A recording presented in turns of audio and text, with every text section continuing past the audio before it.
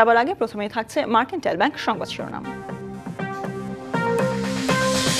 গুতেরেসের সাথে বৈঠক, নির্বাচন কেন্দ্রিক সংস্কার শেষে দ্রুত ভোট চান মির্জা ফখরুল।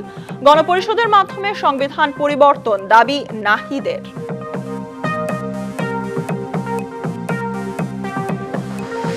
আসন্ন নির্বাচন নিয়ে তামাশা হচ্ছে কি না প্রশ্ন বিএনপির। তারিখ ঘোষণা করে ভোটের মাধ্যমে নির্বাচিত সরকারের কাছে ক্ষমতা হস্তান্তরের দাবি।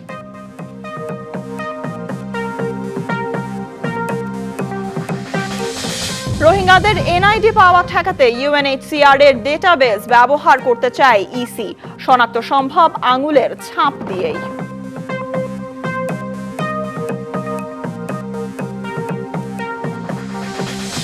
এবং উচ্চ আদালতের আদেশ, জালিয়াতি অবৈধভাবে চালানোয় পার্বত্য চট্টগ্রামের 52টি ইট ভাটা মালিকের বিরুদ্ধে মামলা দায়ের।